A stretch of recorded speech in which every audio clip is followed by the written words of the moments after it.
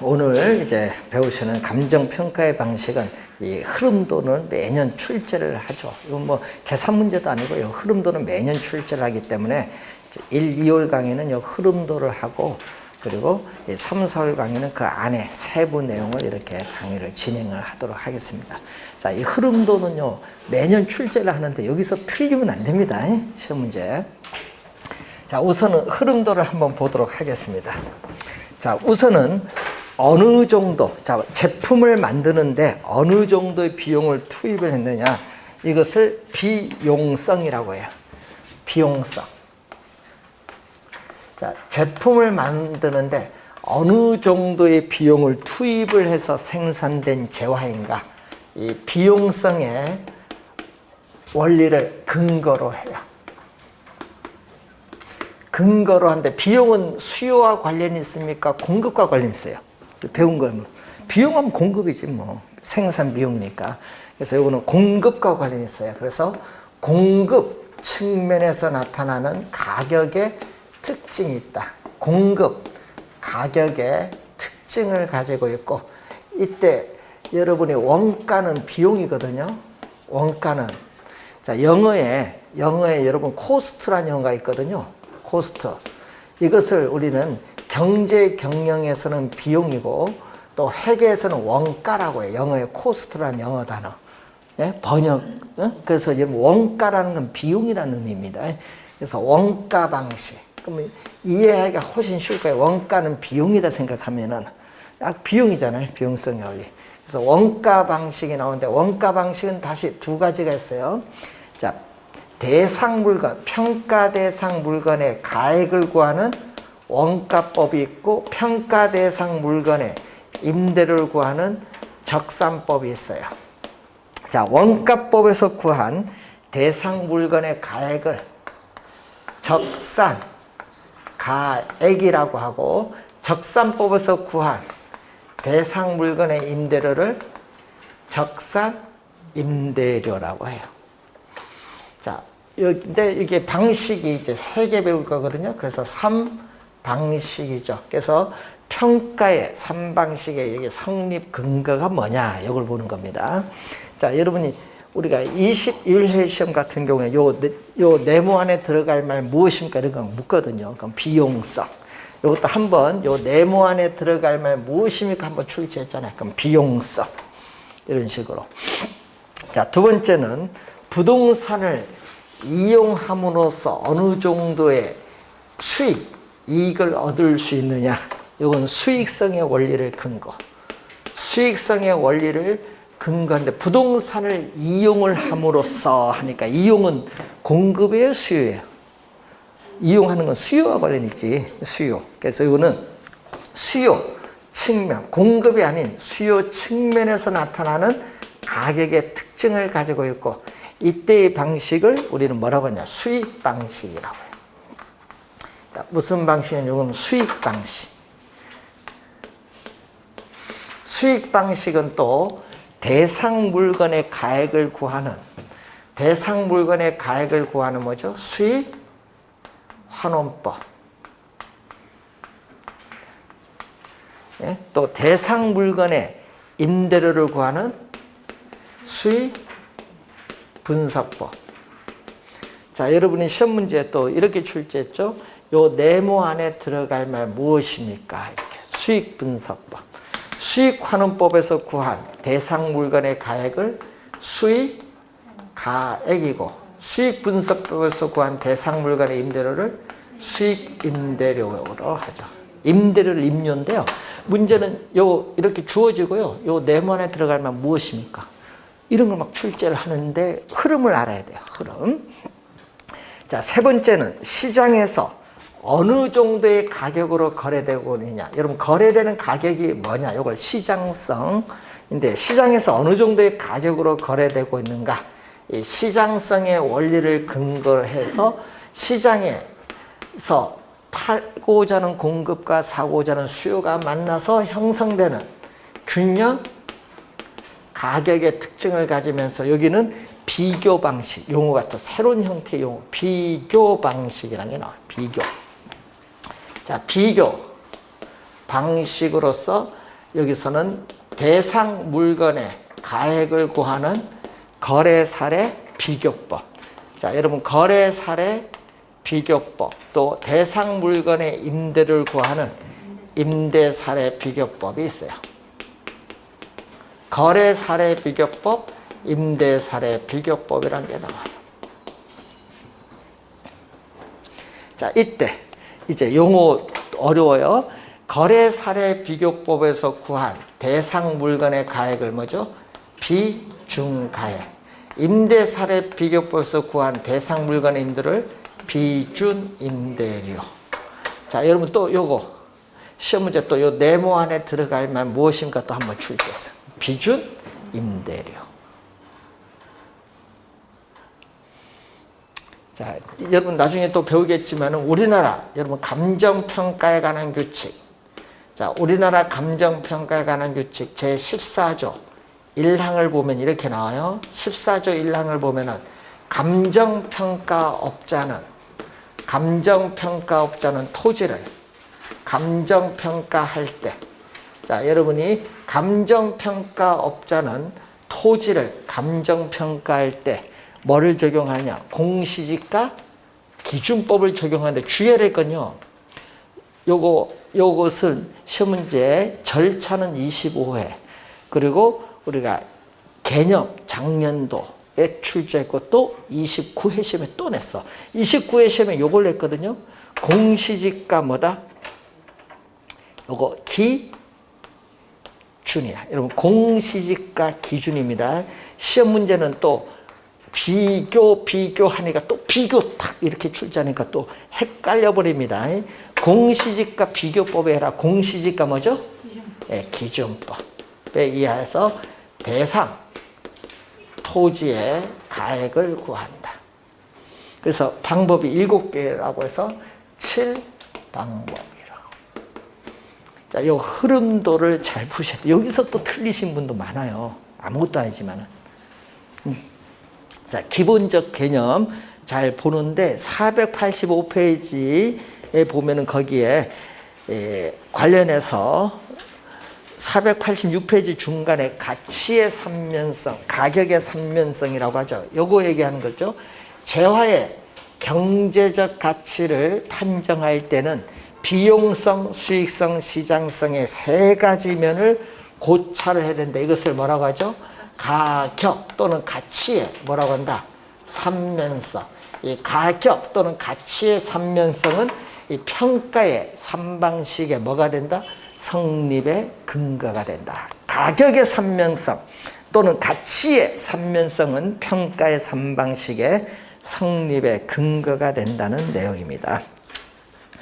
자, 그래서 시험 문제에 그런 의미를 잘 확인을 좀 해두셔야 될 부분이 되겠습니다. 자, 여러분 교재에 489페이지 오시면은 시산가액의 조정이 나오죠. 자, 30회 시험, 27회 시험에는 이론을 출제했고요. 그리고 우리가 관련해서 계산 문제도 또 우선 한번 또 출제를 했었습니다. 계산 문제. 이론도 우선 자주 나오는데, 자, 우선은 시산가액 중간에 한번 보시면요. 감정평가의 각 방식을 적용함으로써 구한 가액으로서 감정평가액을 산출하는 중간 과정으로서 시산적 의미를 가진다 얘기죠. 이 얘기거든요. 감정평가의 요 3방식을 적용함으로써 구한 개개의 가액, 뭐죠? 적산가액, 수익가액, 비중가액. 이것을 우리는 뭐라고 한다? 그것을 시산가액이라고 해요. 시산가액.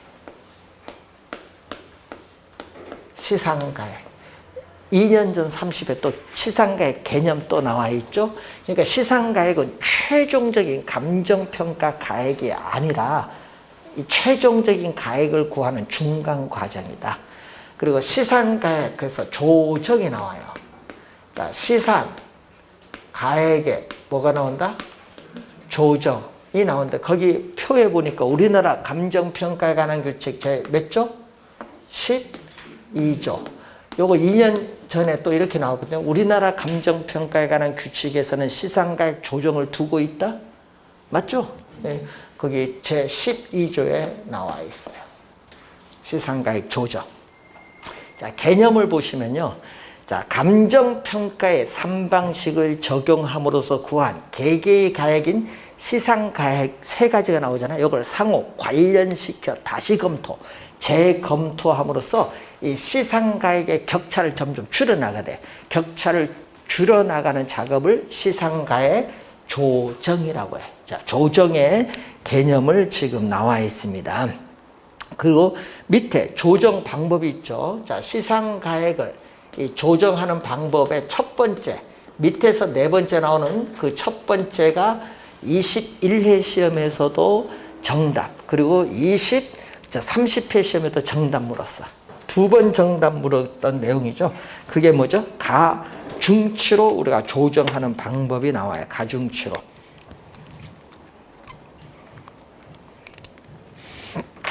자, 가중치로 조정한다. 이것을 21회 시험과 30회 시험에 정답으로 물었어요. 계산 문제도 출제를 또 했었죠. 27회 시험에.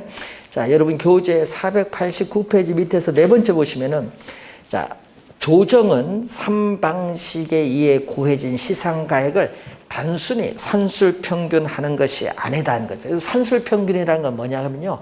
요 세 가지 금액 있죠. 요 세 가지 가액을 더해요. 더해서 3으로 나눠주면 산술평균. 그게. 산술평균. 산술평균 하는 것이 아니라는 거죠. 그래서 대상 물건의 특성, 용도, 성격이나 감정평가의 목적, 감정평가의 조건 등을 검토하여 그 중요도에 따라 뭐를 설정하죠? 가중치를 설정해요. 설정하고 이를 근거로 가중평균, 가중치로 평균 구한다. 가중평균하여 시상가액을 조정해. 요걸 가지고 산술평균하는 게 아니죠. 산술평균하는 것이 아니라는 거. 이 지문을 지금 21회 시험과 30회 시험에 정답 지문을 물었어요. 그리고 두 번째가 거기에 490페이지 맨 위에가 두 번째 나오죠. 감정평가사가 가장 정확하다고 생각되는 한 가지 방법으로 가치를 구하고요. 이것을 다른 시상가액으로 뭐한다? 검증하는 방법이 나오죠. 그래서 주 방식, 주된 방식, 주된 방법과 부수적인 방법, 요걸 가지고 조정을 하는 방법이 있어요. 자, 이 두 가지인데 조정하는 방법 관련해서 한번 확인해 보신 내용입니다. 자, 그리고 491페이지에 거기 알프레드 마샬이라는 용어가 나오죠. 중간에 학자. 자, 알프레드 마샬은 완전 경쟁 시장, 현실적으로 존재하지 않는 이상적인 시장인 완전 경쟁 시장에서는 뭐 한다? 예? 세 가지 면에서 본 가격, 요거죠. 세 가지 면에서 본 요 가격이 다 같다. 삼면 등가성 이론이라고. 세 가지 면에서 본 가격은 다 같다. 완전 경쟁 시장에서는 삼면 등가성 이론이 성립한다고 가정을 합니다. 그런데 중요한 건 부동산 시장은 토지 특성으로 완전 경쟁 시장이 아니죠. 불안정 경쟁 시장이기 때문에 시상가액 조정의 필요성이 나타난다는 거예요. 부동산 시장은 불안정 경쟁 시장이기 때문에 삼면 등가성 이론이 성립하지 않아요. 그래서 시상가액 조정의 필요성이 나타난다는 그러한 내용이 되겠습니다. 자, 그래서 조정의 방법 한번 볼까요? 489페이지에 보시면은 거기 표 박스 안에 12조 한번 법조문 봅니다. 1항 볼까요? 감정평가업자는 대상 물건별로 정한 감정평가 방법, 이걸 뭐라고 하죠? 주된 방법이라고 해요. 주된 방법. 감정평가 방법을 적용하여 감정평가해야 한다. 다만 주된 방법을 적용하는 것이 곤란하거나 부적절할 경우에는 다른 감정평가 방법을 적용할 수 있다. 이 말입니다. 여기 1항, 요거 좀 이따 배울 거예요. 2항을 보면은 감정평가업자는 대상 물건의 감정평가액을 결정하기 위하여 제1항에 따라 어느 하나의 감정평가 방법을 적용하여 산정, 구한 가액을 뭐라고 하죠? 시상가액이라고 하는데 이 산정한 가액을 제11조 각 코의 감정평가 방식, 요거 세 가지예요. 우리 원가 방식, 비교 방식, 수입 방식을 얘기해요. 그 각 평가 방식 중 다른 감정평가 방법에 속하는 하나 이상, 자, 하나 이상에 있어서 다 감정평가 방법으로 산출한 시상가액과 비교하여 합리성을 검토해야 한다. 그 위에 관료안의 말이 있어요. 거기 보니까 뭐가 나오냐 하면은 거기에 공시지가가 나오거든요. 우리가 거기 보시면은 공시지가 기준법, 이 경우 공시지가 기준법과 그 밖에 비교 방식에 속한 감정평가 방법, 요거죠. 요 공시지가 기준법과 그 밖에 비교 방식에 속하는 감정평가 방법 두 개 있죠. 거래사례비교법, 임대사례비교법. 그래서 공시지가 기준법과 그 밖에 비교 방식에 속한 감정평가 방법. 자, 밑줄 긋습니다. 서로 다른, 여기 포인트. 서로 다른 감정평가 방식에 속한 것으로 본다.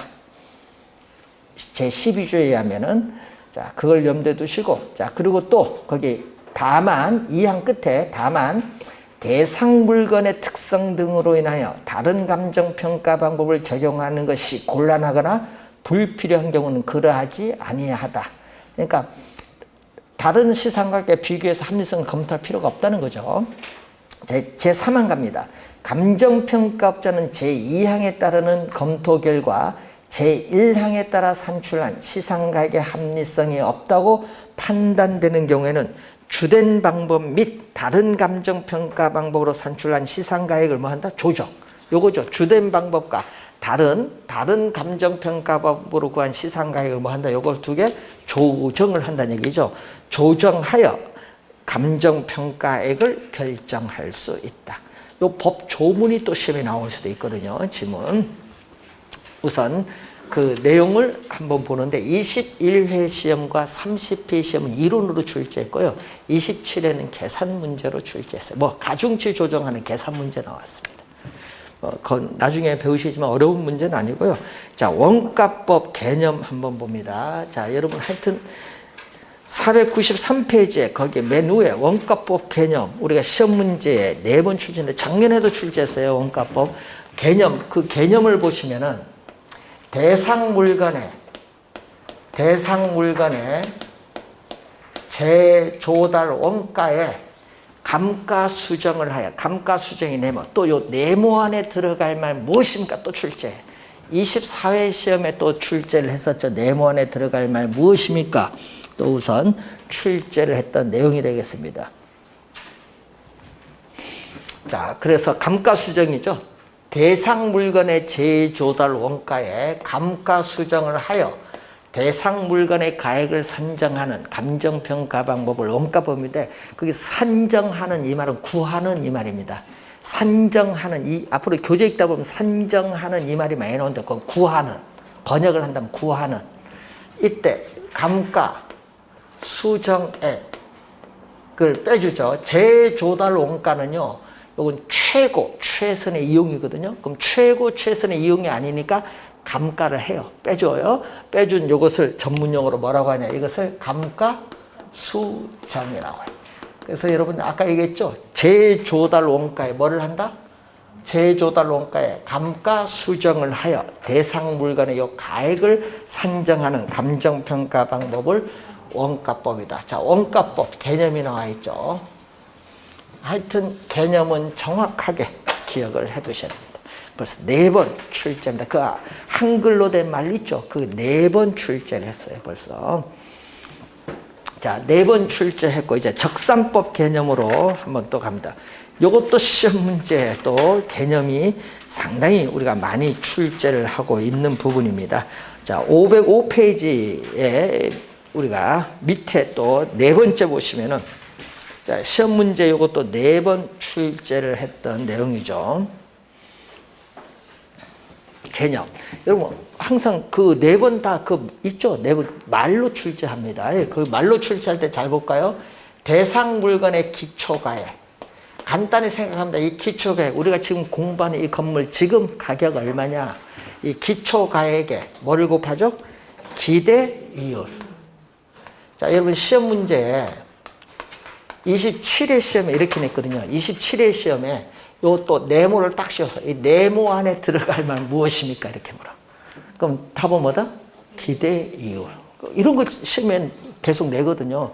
대상 물건의 기초 가액의 기대이율을 곱하여 산정하는 구한 거죠. 요 산정한 뭐 기대 수익에 대상 물건을 계속 임대하는 데 필요한 경비를 뭐 한다 요거? 더하여. 시험엔 또 더하여를 공제하여 이렇게 출제해버려요. 더하여 빼는 게 아닙니다. 공제하여 하면 빼는 거잖아요. 공제가 아니라 더하여 뭐를 더했다? 필요한 경비를 더했죠. 대상 물건을 계속 임대하는데 필요한 경비를 더하여 대상 물건의 임대료를 산정하는 감정평가 방법을 적산법인데, 이때 요거 20회 시험에서는요, 필요재경비에 뭐를 했냐면 사정, 뭐 특수한 어떤 사정, 이렇게 사정을 고친다. 사정, 보정 등으로 출제했어요. 20회 시험은 사정, 보정이 아니다. 필요한 경비를 더하여. 자, 또 개념이 나와 있죠. 적산법, 요 개념 또 정확하게 또 기억을 해야 돼요. 시험 문제에 또 4번 또 출제를 또 했습니다. 개념. 자, 그 다음에 이제 거래사례비교법 개념도 또 시험 문제 우리가 자주 출제를 하는데, 여러분 교재에 있어서 509페이지에 나오죠. 자, 509페이지 보시면은 거래사례비교법이 나옵니다. 자, 거기 개념 밑에서 한 8번째, 9번째 보시면은 거래사례 비교법 개념이 나오죠. 자, 거래사례 비교법은 평가 대상 물건이죠. 대상 물건과 가치 형성 요인이 같거나, 가치를 형성하는 요인이 같거나 비슷한 거래 사례와 비교하여. 거래 사례와 비교하여 하니까 거래 사례 수집을 했을 때 그 가액이 나와요. 거래 사례 가액. 그럼 시험 문제 풀다 보면 거래 사례 가액은 6억 원 이렇게 주어져요. 그럼 이 거래 사례 가액이 나오면 이제 거래 사례와 비교하여 대상 물건의 현재 상황에 맞게 뭐가 들어간다? 현재 상황에 맞게 사적 보정. 자, 여러분이 또 요 네모 안에 들어갈 만 무엇입니까? 또 출제했어. 뭐가 들어와야 돼? 사정 보정, 사정 보정, 그리고 시점 수정. 여러분 거래한 날짜와 평가 날짜가 다를 수 있잖아요. 그때 시점 수정해야겠지. 시점 수정, 그리고 가치 형성 요인 비교, 가치 형성 요인 비교 등의 과정을 거쳐 대상 물건의 가액을 산정하는 감정평가 방법을 거래 사례 비교법이라고 한다. 자, 30회 시험에도 출제했고 우리가 26회 시험, 20회 시험에도 출제를 한 내용이 되겠습니다. 그래서 자주 우선 나오는 개념입니다. 자, 그럼 시험 문제에 여기서 우리가 가치 형성 요인 비교는 두 가지가 있거든요. 이 지역 요인 비교, 개별 요인 비교가 있어요. 지역 요인 비교, 개별 요인 비교. 가치 형성 요인 비교할 때, 그럼 여러분 계산 문제 구하려면 몇 개를 알아야 돼? 하나, 사정 보정, 시점 수정, 지역 요인, 개별 요인 비교 알면은 구할 수 있거든요. 그래서 여러분 시험 문제에 계속 비중가액 구하는 계산 문제를 계속 3년 연속 출제하고 있어요. 그것도 나중에 배우면요 어렵지는 않습니다. 그건 계속 숫자만 바꿔서 출제하고 있어요. 연습하면은 10초 만에 구해요. 나중에. 자, 비준 임대료는, 자, 여러분 임대 사례 비교법은요 거래 사례 비교법을 그대로 준용합니다. 자, 그대로 우리가 준용한다는 걸 염두에 좀 두시면 되는데, 522페이지 보시면은 중간에 이렇게 나오죠. 또 자, 대상 물건과 가치 형성 요인이 같거나 비슷한 뭐와 비교? 임대 사례와 비교하여. 그럼 임대 사례에 뭐가 나오죠? 임대료가 나오겠죠. 여기에다가 또 뭐를? 사정 보정, 시점 수정, 가치 형성 요인 비교 등의 과정을 거쳐 대상 물건의 임대료를 산정하는 감정평가 방법을 임대 사례 비교법입니다. 자, 그래서 임대 사례 비교법은 거래 사례 비교법을 그대로 준용하죠. 그럼 시험 문제는 당연히 우리 거래 사례 비교법을 출제하지. 준용하니까. 네. 자, 그리고 공시지가 기준법 25회 시험은 절차를 출제했고 29회와 작년에는 또 개념을 우선 출제를 했던 내용입니다. 자, 요 공시지가 기준법은 우리가 관련해서 교재에 뒤에 가서 있는데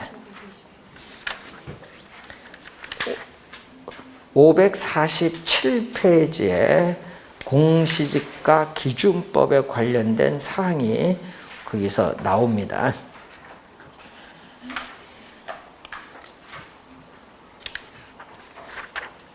개념은 거기 안 나와 있고 그 앞에 있나? 520페이지에 거기 보면은 거기에 위에서 세 번째 보시면 나오죠. 자, 감정 평가의 대상이 된 토지 등이, 즉 대상 토지 등이 뭐가 나오죠? 가치 대상 토지 등의 가치 형성 요인이 같거나 비슷하여 유사한 이용 가치를 지닌다고 인정되는 뭐죠? 표준지, 개별 공시지가가 아니죠. 표준지의 공시지가를 기준, 개별 공시지가가 아닙니다. 이걸 기준으로 하여 대상 토지의 현황에 맞게 바로 뭐가 들어오죠? 시점 수정. 여러분 사정 보정이 아니에요. 그래서 작년 시험에 여기 네모를 씌웠거든요. 네모 안에 들어올 말 무엇입니까? 작년에 출제해서 뭐가 들어와야 돼? 시점 수정. 예? 시점 수정. 사정 보정 들어오면 안 돼요. 시점 수정. 지역 요인 및 개별 요인 비교. 이 지역 요인 및 개별 요인 비교. 또 하나가 있죠. 그 밖에 요인 보정. 그 밖에 요인 보정 등의 과정을 거쳐 대상 토지의 가액을 산정하는 감정평가 방법을 공시지가 기준법이다. 자, 또 개념 우리가 29회 시험도 나오고 31회 시험에도 우선 출제를 했어요. 개념은. 그리고 25회 시험은요. 절차를 물었고요. 또 24회 시험과 26회 시험은 그 절차 안에 있는 내용과 계산 문제를 출제했습니다. 자, 관련해서 그래서 절차가 뭐죠? 표준지 공시지가를 기준하니까 비교 표준지를 선정해서 시점 수정을 한 다음 지역요인, 개별요인 비교, 그 밖에 뭐죠? 순서가 이렇지 뭐. 절차를 한번 또 물었습니다. 그래서 우선은 개념들이 중요하다는 걸 늘 염두에 두셔야 돼요. 우리 네모 안에 어디 말 출제를 합니다. 자, 그리고 524페이지에 또 작년에 요즘 계속 출제하고 있는 수익환원법 개념이 또 나와요. 밑에서 두 번째. 자, 수익환원법은 뭐죠? 대상 물건으로부터 장래 산출할 것으로 기대되는 순수익이나 뭐죠? 미래의 현금 흐름. 이 미래의 현금 흐름인데 여러분 작년 시험에는 뭐가 나온 줄 아세요? 작년 시험에는 또 여기 네모 씌었습니다. 이 네모 안에 들어갈 말 무엇입니까? 출제했어. 그러면 현금 흐름 들어와야 되고 또 여러분이 또 여기 16회 시험은 또 요 네모 안에 들어갈 만 무엇입니까? 출제했어. 뭐죠? 순수익. 순수익은 순영업소득. 투자론에서 배운 순영업소득. 순수익. 그러니까 순수익이나 미래의 현금 흐름을 환원에 또 동그라미, 할인에 또 동그라미. 자, 할인은 한번 출제했거든요. 뭘 여기는? 환원 이율로 환원하거나 또는 뭘로? 할인율로 할인을 하는 거예요. 그래서 환원, 할인, 네모 씌웠죠? 그걸 또 이렇게 출제를 합니다. 또 여러분, 여기에 네모 안에, 자, 18회 시험은요, 요 네모안에 들어가면 무엇입니까? 이렇게 물어요. 그래서 시험 문제, 요 개념을 묻는데, 만약 계산 문제 나오면요, 요 계산 문제를 계속 출제를 해요. 계산 문제, 시험 문제는. 그래서 30회 재작년 29회도 요 계산 문제죠. 시험에 나오는 거예요. 그래서 여러분이 개념 정확하게 또 기억을 해 두시면 되겠습니다. 자, 수익환원법 개념 어렵기 때문에 자주 지문에 출제를 하고요. 자, 다음은 우리가 수익분석법에 대한 내용입니다. 538페이지 보시면은 수익분석법 밑에서 10번째 보시면은 일반 기업 경영에 의해서 산출된 총수익을 분석을 하여 대상 물건이 일정한 기간에 산출할 것으로 기대되는 순수익에, 또 산출할 것으로 기대되는 뭐죠? 순수익에 대상 물건을 계속 임대하는 데 필요한 경비를 또 뭐죠? 더하여 대상 물건의 임대료를 산정하는 감정평가 방법을 수익분석법이다. 이렇게 얘기를 하죠. 자, 요게 개념이에요. 이 개념 흐름인데, 여기서 매년 출제를 해요. 지금 흐름에서. 개념은 계속 나오고 있거든요. 그래서 여러분 한 문제 낼 수도 있고 두 문제 낼 수도 있고, 요 개념은 여러분 늘 흐름 도는 요걸 가지고 보세요. 계산 문제는 나중에 생각하고 그 몇 번 연습하면 나와요. 투자 이론 배우고 뭐 했기 때문에 하여튼 흐름도 여기서 시험 문제 매년 출제하고 있다는 걸 꼭 기억을 해 두시고 흐름도를 잘 보십시오. 자, 그리고 가끔 점수를 주려고 내는 부분이 있어요. 자, 그 부분이 여러분 교재에 우리가 나오는데, 자, 548페이지 보시면은 밑에서, 자, 아까 12조 배울 때 뭐 주된 방법 배우잖아요. 거기 15조 1항 보니까 건물, 야, 이 건물은 또 시험에 단골로 출제합니다. 건물은 시험 문제 뭐? 단골. 건물은요, 우리 출제할 때 뭐 아파트도 건물이고 뭐 상가도 건물이고, 이걸 보면요, 거래 사례 비교법으로 출제원들은 출제를 많이 해요. 건물은 거래 사례 비교법이 아니라 뭐죠? 원가법을 적용. 주된 방법, 여러분 주된 방법은 뭐다? 원가법이다. 꼭 기억해야 됩니다. 건물은 거래 사례 비교법이 아니라 원가법이다. 원가법을 적용해야 된다. 작년에도 또 냈잖아요. 거래 사례 비교법 아니라 원가법입니다. 자, 549페이지 오시면 이제 제16조. 자, 제16조 보시면은 토지와 건물에 있어서의 일괄 감정평가가 나오죠. 자, 토지 위에 건물이 있어요. 토지 건물 함께 일괄하여 평가하자. 예? 토지와 건물의 일괄하여 평가를 할 때는 뭐를 적용하느냐. 자, 거기 보니까 뭐 집합 건물의 소유 및 관리에 관한 법률에 우리가 따른 구분 소유권의 대상이 되는 건물 부분과 건물 그 대지 사용권을 일괄하여 감정평가하는 경우에는 뭐를 적용? 거래 사례 비교법. 요걸 시험에는요, 또 원가법으로 출제 많이 해요. 여러분, 거래 사례 비교법입니다. 원가법이 아니다. 거래 사례 비교법을 적용을 해야 된다. 원가법이 아닙니다. 16조. 자, 제17조로 갑니다. 제17조는 살림입니다. 감정평가업자는 살림을 감정평가할 때에 산지, 땅, 나무, 산지와 인목을 구분하여 감정평가하여야 한다. 하여는 반드시죠. 자, 이 경우 인목은 뭐죠? 거래사례 비교법을 적용하되 지름이 작은 숲인 소경목림은 원가법을 적용할 수 있다. 그게 1항이 나옵니다. 자, 2항 보세요.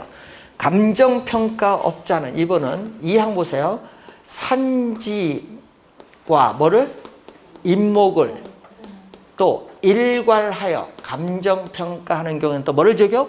거래사례 비교법을 적용하여야 한다. 거래 사례 비교법을 적용하여야 한다. 2항. 자, 그리고 우리가 8조. 18조에 또 뭐가 나오죠? 과수원. 여러분, 과수원은 과일 생산하면은 돈이 들어오니까 수익환원법으로 또 생각을 해요. 수익환원법이 아니라는 거. 과수원은 수익환원법이 아니라 뭐죠? 거래 사례 비교법. 자, 19조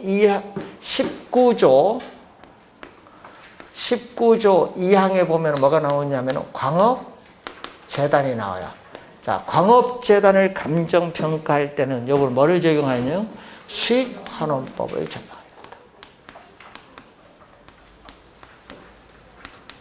뭐 어떤 방식을 적용하느냐? 광업재단은 수익환원법. 19조 2항에. 자, 그리고 20조로 갑니다. 550페이지에 박스 안에 보시면요. 제20조 1항이 나오는데 요것도 작년에 또 출제했어. 자동차는 원가법이 아니라 뭐죠? 네, 거래 사례 비교. 자동차는 또 우리 원가법으로 또 출제를 많이 하는데 원가법이 아니라 거래 사례 비교법이다. 근데 여러분 그 2항에 보시면 요거 나오죠? 2항에 자동차는요 거래 사례 비교법인데 2항에 건설기계 원가법이야. 3항 볼까요? 선박이죠. 감정평가업자는 선박을 감정평가할 때는 선체, 기관, 의장별로 구분하여 감정평가하되 각각 선체, 기관, 의장별 각각 뭐를 적용? 원가법을 적용하여야 한다. 그리고 4항에 뭐죠? 항공기. 이건 원가법을 적용한다. 5항 볼까요? 자, 5항 보시면 뭐가 나오죠? 감정평가업자는 위에 1항, 4항에도 불구하고 자, 본래 용도에 효용가치가 없는 물건.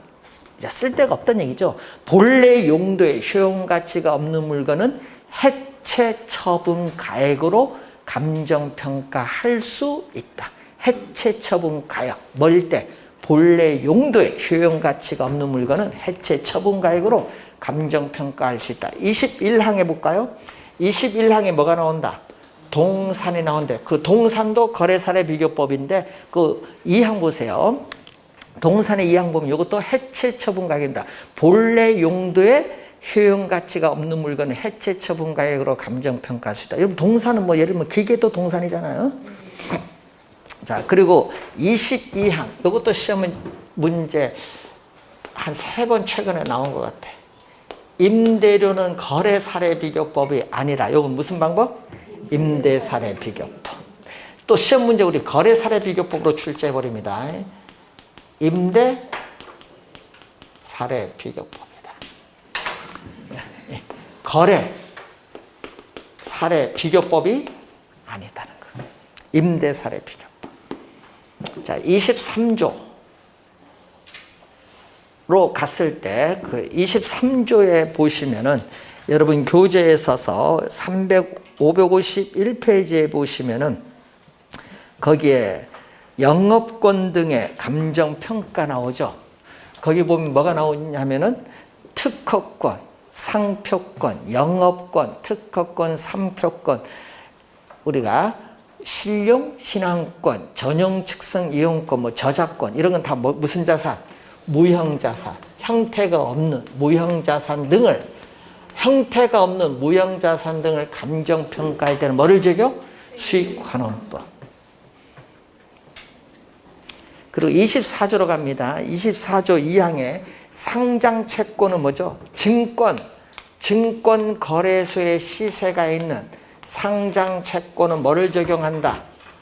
거래 사례 비교법을 적용한다. 그런데 무슨 채권? 비상장, 증권 거래소에 시세가 없는 비상장 채권은 수익환원법을 적용한다. 자, 24조의 3항 볼까요? 또 기업가치. 24조의 3항, 기업가치를 감정평가할 때는 수익환원법을 적용해야 된다. 자, 이것은 수익환원법. 자, 25조로 갑니다.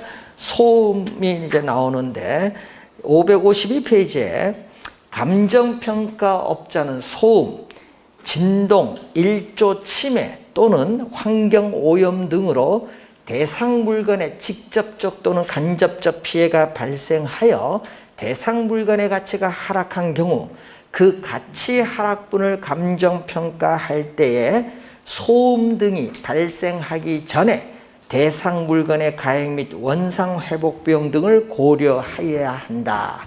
시험 문제는 이렇게 내요. 대상 물건의 가액은 고려하여야 하나 원상 회복 비용 등은 고려할 필요가 없다. 이렇게 출제를 또 많이 합니다. 자, 그래서 여러분 그 교재 552페이지 보시면요. 이렇게 출제하면 이런 건 점수 주려고 하는 문제죠. 주된 감정평가 방법 틀린 걸 찾아라 이 말이에요. 답은 바로 1번이지 뭐. 건설기계는 거래사례 비교법에 해라. 건설기계 아까 뭐라고 했어요? 원가 뭐 이런 거 바로 이건 점수 주려고 내는 문제예요. 요거만 공부하면 혹시 알아? 한 문제 맞추. 작년에도 출제했어. 작년도 답 5초. 맨 마지막 40번 문제. 네? 요거는 주된 평가 방법. 요거는 기본적으로 알아야 돼요. 그럼 시험 문제는 다음에 이렇게 냅니다. 지금 요거 주어졌잖아요. 박스를 주어져요. 이렇게 시험 문제 박스 주어져서요.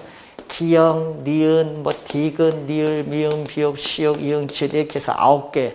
여기 좀 많잖아. 여기서 9개 딱 들어가. 자, 주된 방법 중 거래 사례 비교법을 적용하는 것을 모두 골라라. 거래 사례 비교 모두 골라. 요거잖아요. 여기 요 안에 있는 걸 찾아내라는 얘기예요. 그땐 여기서 지문 건물 들어오고 여기 뭐 들어오겠어요? 예? 영업권 들어오고 여기 뭐 들어와? 임대 사례에 딱 들어오지. 임대료 딱 들어오지. 예? 함정에 들어가는 거예요. 그때 주의 많이 하셔야 되는 거예요. 자, 시험 문제 출제 또 우리가 작년에 출제했기 때문에 원래는 반반인데 하여튼 별표 3개. 물건별 주된 평가가 얼마 안 되지만 여기서 시험 나오면 이건 절대 틀려서는 안 된다는 거예요. 작년에도 출제를 또 했습니다. 자, 우선은 기본적인 이 내용을 알고 자, 잠시 쉬고 여러분 교재 553페이지 맨 마지막 단원 부동산 가격 공시제도 살펴보도록 하겠습니다.